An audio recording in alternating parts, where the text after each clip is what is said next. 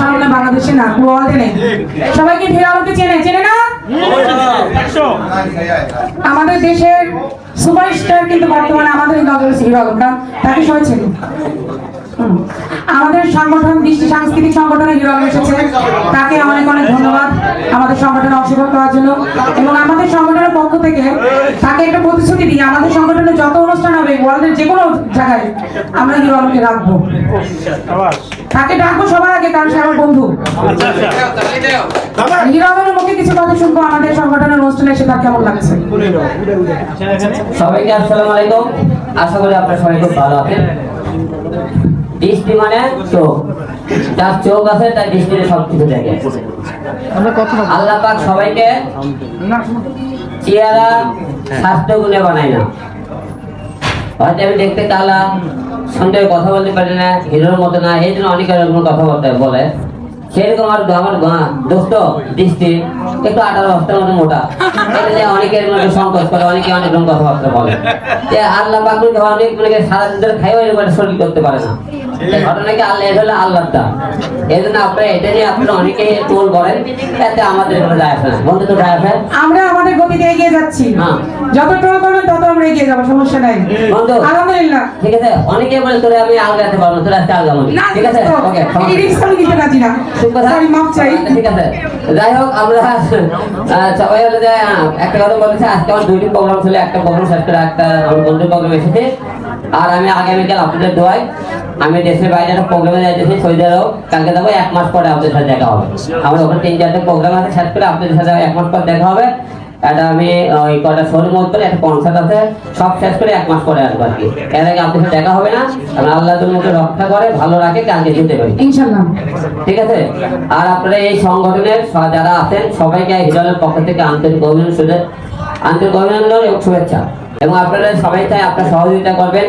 10 মিলে আমরা যদি একসাথে কাজ করলে একটা সংগঠন বড় করা সম্ভব। আর সবাই সংগঠনটাকে আপনারা এখান থেকে মানবতার কাজগুলো বেশি করার চেষ্টা করতেছে, তাই আপনারা সবাই এই সংগঠনের পাশে হাত বাড়িয়ে দেবেন। আচ্ছা, যাই হোক, আপনারা সবাই জানেন, আপনারা এই বিষয় নিয়ে আমরা না যাই, তাই আমরা চাই সামনে থেকে এগিয়ে যাই। আমরা ব্যক্তিগত জীবন নিয়ে যত না থাকবো তত আমাদেরই মনে করেন সবারই সম্মানে আঘাত করে। মিডিয়াতে সবাই আমরা ভালো, সবাই খারাপ। যাই হোক, আমরা এই সংগঠনের সফলতা কামনা করি, সবাই যাতে ভালো কিছু করতে পারে। আপনারা সবাই এই সংগঠনের পাশে থাকবেন, যাতে ভালো ভালো কাজে আপনাদের মাঝে থাকতে পারে।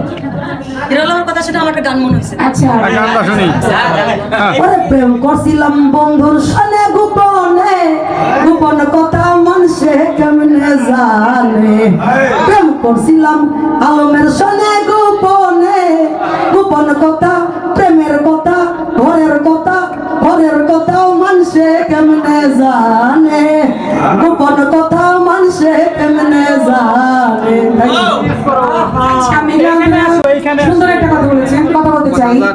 আমাদের কিন্তু 2টা জীবন আছে, তাই না? আমাদের একটা ব্যক্তিগত জীবন আছে, প্রত্যেকের একটা ব্যক্তিগত লাইফ আছে। সুতরাং কোন অনুষ্ঠানে, এখানে বলে কোন অনুষ্ঠানে গিয়ে মানুষের ব্যক্তিগত লাইফ নিয়ে কখনো কথা বলা উচিত না, ঠিক আছে?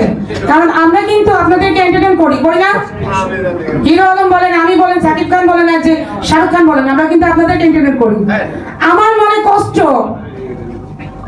আমার খুব কাছে একজন মারা গেছেন গত পরশুদিন, আপনারা আমার স্ট্যাটাস হয়তো দেখেছেন।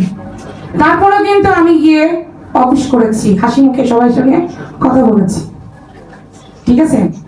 তারপরে আমি কি করেছি, শুটিং এ গেছি, শুটিং করেছি। আমি কিন্তু কাউকে বুঝতে দেইনি যে আমার কেউ মারা গেছে। আমি যখন আমার কষ্ট লুকিয়ে রেখে আপনাদেরকে এন্টারটেইন করব, আপনাদেরকে উচিত না আমার সম্মান রেখে আপনাদের কথা বলা? আপনাদের কাছে এটুকু তো আশা করতে পারি না? সুতরাং ব্যক্তিগত লাইফ নিয়ে কখনো কথা না বলাই ভালো। মিডিয়ার লাইফ একদম আলাদা। আমরা যত ভালোই হই, আমাদের ছোটখাটো ভুল ত্রুটি নিয়ে আপনারা কিন্তু খুব বড় চড়ো করে দেখেন, এটা কিন্তু ঠিক না, ঠিক আছে? কারণ আমরা কিন্তু আপনাদের জন্যই আছি। আপনারা যদি আমাদেরকে সাপোর্ট না করেন, কে করবেন? আপনাদের জন্যই তো আমরা এগিয়ে যাব। আমি চাই সবাই মিলে এগিয়ে যাই। এটা একটা সংগঠনের মাধ্যমেই হোক, আর মিডিয়ার মাধ্যমেই হোক, বাংলাদেশ মিডিয়ার মাধ্যমেই হোক, সবাই আমরা এগিয়ে যাই। আমাদের মিডিয়া ধ্বংসের পথে। আমরা যদি সবাই মিলে একত্রিত হয়ে সেই মিডিয়াকে আবার তুলে 80 দশকের মতো নিতে পারি, এটা ভালো হবে না? আমাদের কাজ বাড়বে না? আমাদের মিডিয়ার নাম হবে কিনা? দেশের নাম হবে কিনা? হলিউড বলিউড পারলে আমরা কেন পারি না? আমাদের বাধা আপনারা। আপনারা উল্টাপাল্টা লিখে মানুষের কাছে পচাই দেন, তখন আর আমাদের কোনো দাম থাকে না। সুতরাং আপনারা আগে ভালো হন, তারপরে আমরা এমনি ভালো হবো। আমার বন্ধু আমার অনুষ্ঠানের জন্য একদিন ডিলে করে যাচ্ছে, তাকে অনেক ধন্যবাদ। এবং তাকে সে যে এতটা এফোর্ট দিচ্ছে এর জন্য তাকে মানে কি বলবো, অনেক অনেক ভালোবাসা রইল বন্ধু। এখন তুমি যে যাচ্ছ, তুমি আমাদের ওখান থেকে মানে কেমন সাপোর্ট দিবা আমার সংগঠনকে, সেই বিষয়ে যদি কিছু বলতে। আর সবার কাছে আরেকটা বিষয় জানি, বলাটা আবার ঠিক না, তাও বলতেছি। কালকে আমি যেতে পারবো কিনা তাও জানি না, এয়ারপোর্টে আটকাবে কিনা আমি তাও জানি না। আপনারা সবাই জানেন আমার নামে 7 হত্যাটা মামলা দিয়ে আছে এবং আরো কয়টা মামলা আছে। গোপন কথা ফার্স্ট করে দিয়ে গেলাম, সেটা বড় কথা না। যে আমি যে বাচ্চাতে ধরা পড়ি, আমাদের দোয়া রাখেন সবাই। আপনারা সবাই জানেন যে প্রত্যেকটা মানুষেরই স্বপ্ন থাকে সফলতা অর্জন করার জন্য। আমি চেষ্টা করি সফলতার জন্য, যে প্রত্যেকটা কাজে আর বাধা আছে, কিন্তু বাধা হিনা কোনো জায়গাতে এই জায়গাটা আটকাতে পারেনি। এই মামলা ধামলা আমাকে আটকাতে পারবে, কারণ আপনি সারা বাংলাদেশে জানেন ছাত্র হত্যা আন্দোলনটাকে আমি ছাত্রদের পাশে ছিলাম, আমি বিপক্ষে কোনো ছিলাম না। যারা মামলা দিয়েছে 300 মামলা দিয়েছে, আপনারা সবাই জানেন। এবং আপনারা সবাই জানেন মানুষ হয়ে যায় মানুষের জন্য। আর আপনারা যারা মামলা দিয়েছে তাদেরকে ওপেন চ্যালেঞ্জ করতে আপনারা আমার কোর্টে দেখাবেন আমি কোনো জায়গায় ছাত্রকে মারছি কিনা, জ্বালা করা করছি কিনা। এই জন্য আপনাকে বললাম, এটা বলা ঠিক না। অনেকে বলে ভাই আপনি আপনাদের বাইরে যাবেন, এটাও কাউকে বলেন না। আমি আর গোপন কথা রাখতে পারি না, কারণ কি আকাশের চাঁদ উঠলে সবাই দেখবে। আমি অন্যায় করিনি, কারণ অন্যায় করলে আমি ভয় পাইতাম, তাহলে না আমি কথা বলতাম না। দেশ ছেড়ে পালাতাম, লুকে ফেলে পালাতাম, কিন্তু ভয় নাই বলে আপনি বিষয়টা বলতেছি। তাই বাইসাস আপনারা সবাই আমাদের দোয়া রেখে আমি সুস্থ মতো যাতে আমার কয়েকটা প্রোগ্রাম আছে, সব প্রোগ্রাম করে আসার টাইমে যান আমরা রাস্তা করে আসতে পারি। মামলাতে অনেক অনেক কথা বলতেছে যে এই মামলা থেকে না এখনো কোনো হুমকি আসেনি, এখন পর্যন্ত কোনো আমার কাছে কি পুলিশ মনে করে কোনো রকম কেউ যোগাযোগ করে কোনো রকম এখন পর্যন্ত আমি ইশারা পাইনি। মামলা পর্যন্ত আছে, এখন এই মামলার ভিতরে কত দিন আমি ওটা আমি সামনে এবং খোঁজ খবরে পড়ালে, কারণ আমি নিজে সৎ আছি। আমার সৎ আছে, আমার মধ্যে কোনো শয়তানি নাই, কারণ আমি ছাত্রদের পক্ষে ছিলাম, তুমি পক্ষে ছিলাম না। এই জন্য এসব মামলা আমি কিছু মনেই করতেছি। আচ্ছা আমি একটু বলি, বাংলাদেশের যে পরিস্থিতি ছিল আন্দোলনের মধ্যে, ছাত্র আন্দোলনে মাঠে নামিনি এমন ব্যক্তিটা কে গো ভাই? সবাই তো নেমেছি তাই না?